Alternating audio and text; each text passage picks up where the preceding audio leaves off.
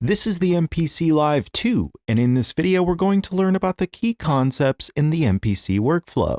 By the end of this video, you should have a good understanding of how the MPC is structured, what the key elements are, and how they relate to each other. These concepts apply to the MPC X, Live, Live II, One, Touch, as well as the MPC software. So let's get started.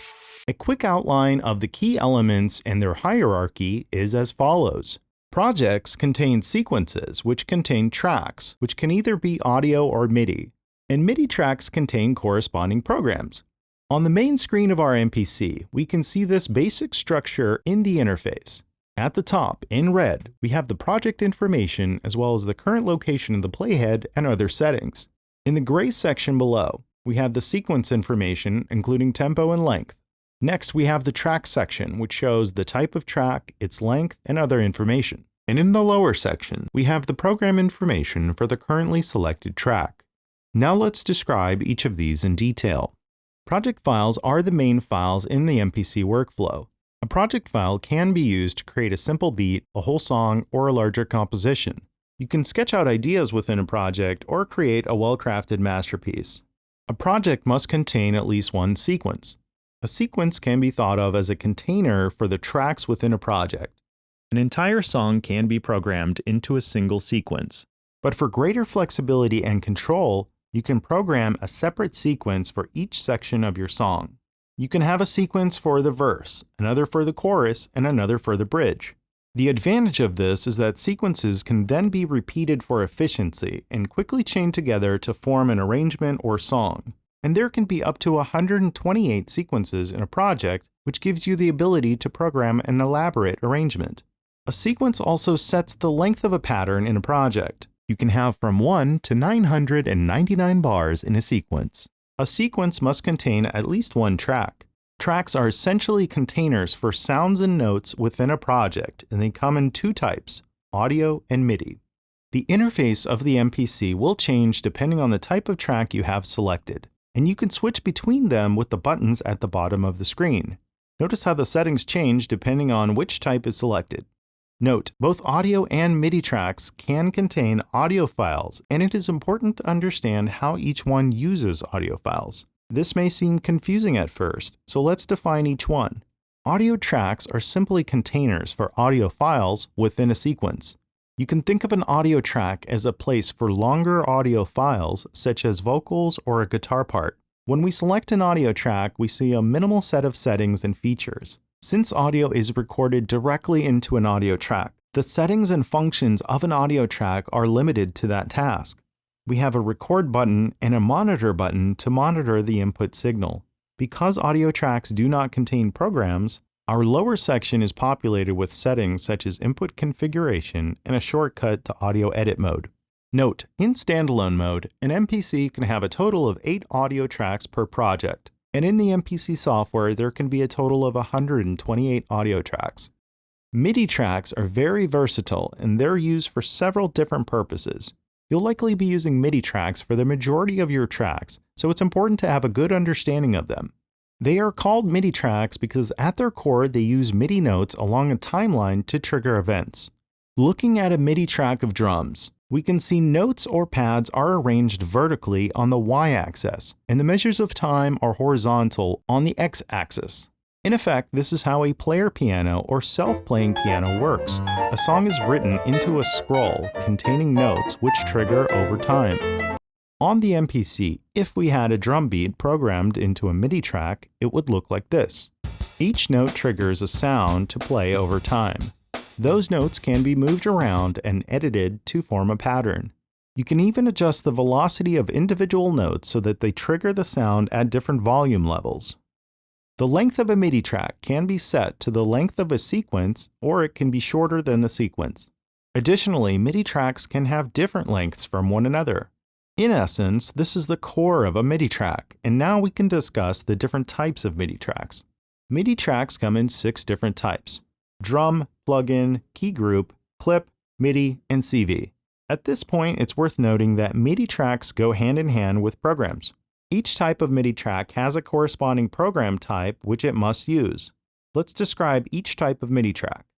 Drum tracks are for one-shot samples like percussion sounds. If we load a drum program into a drum track, we can see that our 16 pads are populated with one-shot samples. But it's worth noting that you're not limited to just drum samples, and you can load whatever samples you want. The MPC has 8 banks of pads that populate the main 16 pads on the unit. If we select a different pad bank, we can see that our pads are now empty. Most of the stock drum programs only contain 16 samples, but you can populate all the pads, which gives you a total of 128 pads per program. For example, you could have one massive drum kit of 128 of your favorite samples, or chop up some vocals in an interesting way. Now, it's important to note, here we have a MIDI track that contains audio samples within its corresponding program. In this capacity, you can get really creative with audio files without being limited strictly to audio tracks. Here's an example. If we sample a record and chop it up, we can then assign our chop sample to a program. We can then manipulate and sequence these chops however we like. For many users, MIDI drum tracks and programs will make up the majority of their sequences on the MPC, but there are still other MIDI track types to be familiar with. Plugins are a different form of MIDI track and program, and possibly the most unique type. Unlike other tracks we discussed, which rely on audio files to play back sound, a plugin is a virtual instrument which generates its own sounds. You can think of this like a VST in a DAW, where a sound engine instance is loaded within a MIDI track. For example, there are 3 synth engines currently available as plugins within the MPC, and there are many presets within each engine. We can select one, and now it's loaded into our MIDI track. We can now view all of the presets, settings, parameters that define the sound, and we can change them to create a different sound. This makes plugins a powerful feature and allows you to create sounds without samples. Additionally, the 16-pad layout now functions a bit differently from our drum program. Our pads are now a chromatic scale of piano notes. Moving up the pad banks from A to H moves us through the octaves of the scale from low to high. Since we're on this topic, it would be a good time to quickly explain that the pads can be configured into different modes when in a piano-based track. By entering Notes mode, the pads are now only notes within the scale on the screen, in this case C major. And know that this setting is global to the project file. Changing the scale or key will affect pad mode on other tracks, which is helpful because it should match the key and scale of our song. Further, we can even change the mode of our pads from notes to chords, progressions, and more. This is a very helpful and powerful feature. One quick note, the bassline plugin is a mono synth. This means it won't have polyphony to create chords. You'll want to use the other programs for these modes. The next type of MIDI track type is Keygroup. In this type, 1 to 4 samples are loaded into the corresponding program, and they are spread across the chromatic keyboard of pads. This is helpful if you want to play a melody from one sample, but know that the sample tends to sound best closer to its original root note. Clip tracks in programs are similar to drum programs, but they loop samples in sync with the tempo. This is good for performances. You can load a group of samples into a program, and they can loop together into a beat or a song. Pads can be set to repeat or play only once in sync with the tempo. Next, we have MIDI programs. This may sound confusing, but this MIDI track type is designed to trigger external gear via a MIDI 5-pin DIN jack or USB MIDI. You can use this to trigger an outboard synth, for example, while the notes are maintained within the MPC.